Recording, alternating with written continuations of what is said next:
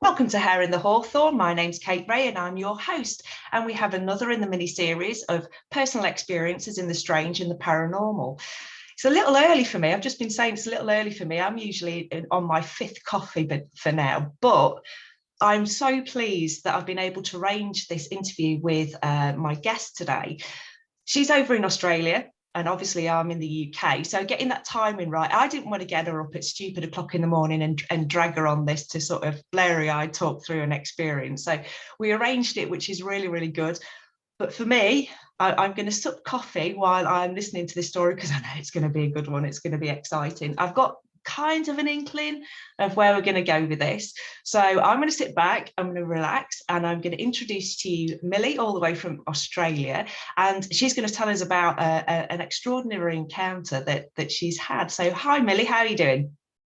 Hello, thank you. I'm good. How are you? Yeah, I'm good. We've just been chatting about the whole weather situation where you were saying it's winter over there and it's warmer than it is in the UK and it's our summer, which, doesn't make me jealous in the slightest, We've had no sunshine over here whatsoever. Anyway, I'm going to stop blithering on about the weather because that's a very British thing to do. So where do you want to start? Where do you want to start with it, with what's happened and tell us about your encounter? All right. Let's start with my last encounter because that was super interesting. And I actually reached out to you after watching another one of your videos talking about fairies, and this is my little kind of fairy experience. So every morning I get up early and I go for a walk. Mm-hmm. And we've just moved to this place a couple of months ago, and I discovered this beautiful little rainforest area that I started going to every day because I love the forest. I'm very much a forest girl. And I found this little tree that had like a hole in it. And someone had put like a little fairy jar there full of crystals, and there's some crystals around it. And I'm like, this is amazing because I love fairies. And there's a little fairy tree. So I started going to this fairy tree every day, visiting it. And then one day I got up extra early, go to the forest, and when I'm walking in, there's cobwebs like all through the path, and it was almost like, don't go in today. And then I had this really like dreadful feeling, like instinct saying, hey, don't go in the forest today, it's not good. And I kind of ignored it because I'm like, that's stupid, go in the forest, like nothing's gonna happen to you. And then when I was about halfway in, it was really odd. It was almost like a computer glitch happened. It's the only way I can describe it. Like it was almost like I don't even know how to explain it. The best thing is like when your computer screen like has an error and it glitches, and this little glitch happened, and then all of a sudden I saw this black ball probably about this big, and it just ran across in front of me. And I was thinking like, what was that? Like, was that a sign saying I shouldn't go in the forest? And I've been listening to a lot of podcasts on fairies and getting right back into my fairy, like folklore research and everything. So I'm like, maybe it was a kind of fairy. And it was so fast, like it was incredibly fast. And then it disappeared, not into the bush, but into nothing. Like it ran across and just disappeared. And then I was like, okay, that's definitely a sign not to go in the forest. Yeah. But I kept going anyway. And instead of going the normal long road into the forest, I kind of walked around where there's a separate path that you can get in. So I walked down this separate path and I get to the fairy tree and the little bottle's gone. And then I just had this dreadful feeling again, like, don't be in the forest. And yeah, I just can't explain it. And then I had to go like a way out that I've never been before, like through thick branches and everything, because I just was so terrified and felt like I just couldn't return the way I came. It was just really odd, and I haven't been back since. So, you said about the whole glitch situation. Was it a sensory thing? Was it something that you saw, heard? Was it a physical glitch, or did it just feel like there was a shift in energy? Was it the two? Like I felt it, like I saw it, like it's just so hard to explain, but it was like the world was a computer screen and it glitched. So I could physically see it with my eyes. That's fascinating, isn't it? Because I mean, that kind of thing would suggest. I mean, my first thought is that a portal? You know, is that that energy? Then you've stepped into. You're still in that physical realm, but it's a different portal, and that's why you got this sense of stay away, because as a physical being, you weren't meant to cross over that line. Yeah. And the fact that you kind of beelined out of it a different way. Did you notice any time difference? Did you clock any? Was there any time difference in that occurred? Not that I noticed. I honestly didn't check the time. Like when I get up and go for my walks, it's like I've got my coffee in hand and it's really early, and I just don't look. So no, I don't know. I mean, it's not significant enough for me to know anyway. Yeah, I mean, I've had it where I've been walking around. I had it, in fact, last week when I've been walking around incredibly familiar woods, you know, that I've known for years, and suddenly I don't recognise the woods that I'm in, the part of the wood that I'm in, and when I come out the other side and I do pick up a trail that I recognise again, it's been a long amount of time, to which the wood that I'm in, you can get in with half an hour walk, you can get out of it any side, and then it's like, where did the hour go? Well, I picked up a trail. It's this woods hold the most unusual pockets of energy, though, don't they? They're just ridiculous for that, and shifting energy as well. It's crazy. And so this orb, you said you saw this black orb. Whereabouts was it on in relationship to your body height? So it was basically just hovering off the ground. So it was probably this far off the ground, really low. And you could have almost mistaken it as a mouse, but obviously I know it wasn't a mouse because it was black and and much faster, but very close to the ground. Wow. And I suppose that's because I was looking, like I had a stick in my hand trying to get all these cobwebs away and looking at the ground, because I don't want to trip on any tree roots or anything as well. Mm-hmm. Have you ever gone to that tree and have you ever left a gift? Have you taken a gift to that tree before? Yes.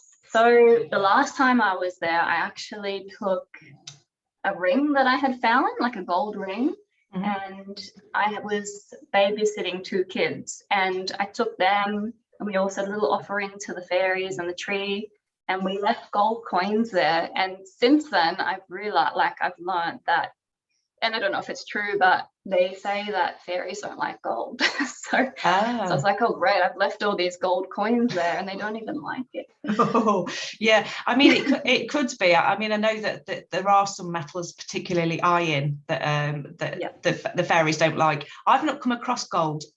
It could be, it definitely could be. I would definitely do a bit more digging around that. And it could be, you know, in some weird way that it's offensive to them to leave them gold, because it's a human materialistic thing. I don't know, because they work in such a different kind of moral way than humans, that, you know, what we think is like, here, have this really expensive gift, and they're like, I just want a sugary sweet, or, you know, a bit of fruit would be nice, you know, what am I going to do with this kind of thing? So and I have left them like little oat cakes and flowers before in the past too. So yeah, it'd be interesting to when you do go back, if you do sort of pluck up courage and go back, and you'll have to I'll have to go with someone.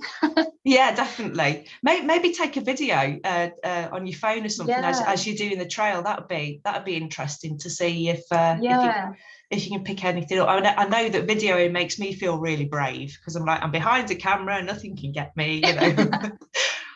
So I mean, that's a superb sort of encounter. I mean, with the glitch as well, usually when people have fairy encounters, they wouldn't put that into a fairy bracket, but understanding fairies as you do, you kind of recognise that was definitely of that kind of supernatural realm.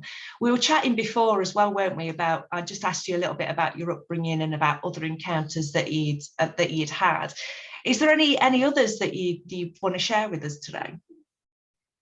Yeah, there's so many. So the first encounter that I actually don't remember, but my mum tells me this story, is when I was about 3. We lived in the Blue Mountains, Mm-hmm. in a place called Bilpin. And it's like in the middle of nowhere. It's freezing, it snows.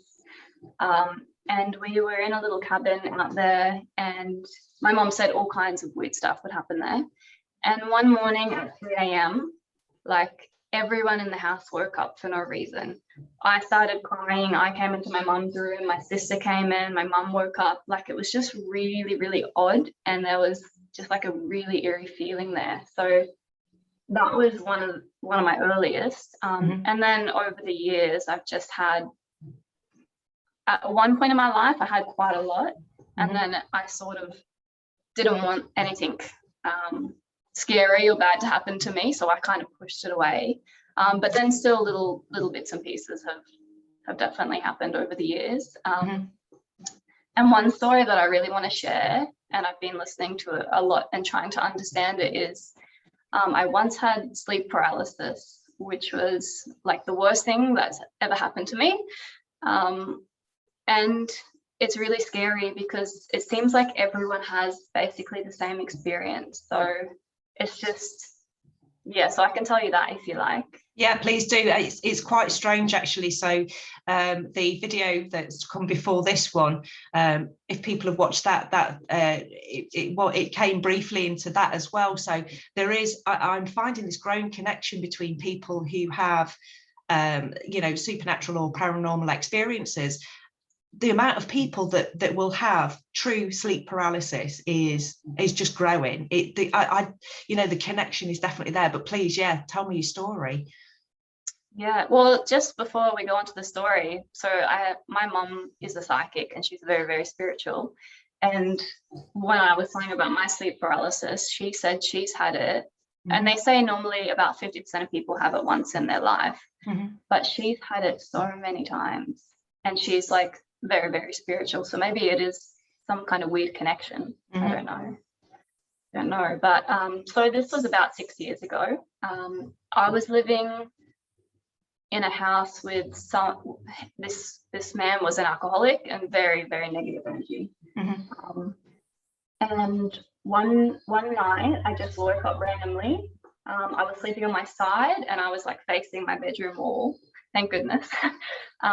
And I found that I was paralyzed, could not move at all, couldn't blink, I tried to make a noise, nothing, couldn't turn. And then I just had this horrible feeling of dread come over me, like someone's behind me, like I know someone's standing behind me. Then I tried to start screaming. It was just, the worst thing, like not being able to control your body. And I was like, this is not a dream. Like I can't move, I'm wide awake. And I literally just had to lay there until it went away. And the feeling that came over me, like pure evil was in my room. Like it was terrifying, absolutely terrifying. And then I don't really remember what happened next, but I think I eventually just went back to sleep. I don't know. And then I told my roommate about it the next day, and that was it. And it was just, the worst feeling. It's crazy, isn't it? Because it is incredibly scary, because I know when I've had it, my eyes are open. I can't even move my eyeballs, but my eyes have opened. And you are very, very, very aware of this strange feeling where you can feel your body, but you have no will to be able to move anything.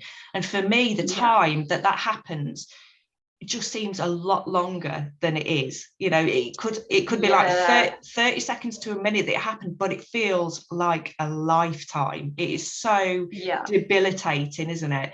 I know when I've had it, I literally fell asleep almost straight away after sort of bringing myself out of it and going, okay, that's what it was, and putting it into context. And then, but at the time, I mean, one of the things that I was discussing with a previous guest was about the artwork around sleep paralysis. There's and it's really bad. I should remember the artist's name, but there's the famous piece where there's a maiden. She's sort of laid back on, draped over a bed. She's got this imp on her chest, and then this horse's head is sort of poking its head through the drapes. And that for me really captures that. Can't move. What the hell is going off? I know that there is energy in this room that shouldn't be here. It's universal. It's the world over, that same feeling and sequence is the world over. It's cross culture. So fascinating stuff. I wonder whether anybody who's listening to this and has any kind of background or any theories about the connection between sleep paralysis and supernatural and paranormal encounters, or even spiritual growth and whatnot. If you could drop a link below, drop a comment below, because I'd love to hear people's thoughts, because it's something that baffles me as well. And about Millie's experience in the woods as well. If you've had a similar experience where you've come across glitches in time, that pixie-led kind of glitch in time or glitch in space. And let's see if we can throw some light onto this for Millie and see if we can get somewhere. Millie, I would like to have you back to have a chat. I'm going to be doing, I'm going to announce it now, but I'm going to be doing, things are going to get shaken up a little bit on my YouTube channel. And I'm going to start doing round table chats about fairies and what they are to different people. So I'd love to have you back on that at some stage, maybe later on in the year, and try and unpick, because like you, I'm trying to sort of always unpick what it is and what it means. And, it's just such a curious subject. It's brilliant. So thank you so much. And let's hope we can dig to the bottom of this and get some of the viewers having a think about what these things mean and where you go from here. I definitely think that you should go back to that tree though and do a little bit, do a little video. I wonder whether we could get you brave enough to do a live, and I'll be over here sort of. And we'll watch it.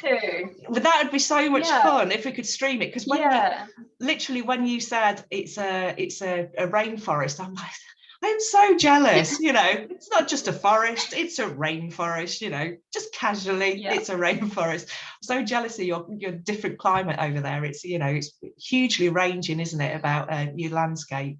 Anyway, I'm waffling again. I think it's time for me to have another coffee. So thank you so much, Millie. Right. And thank you so much for having me. Catch up real soon. All right. Thank you. Thank you.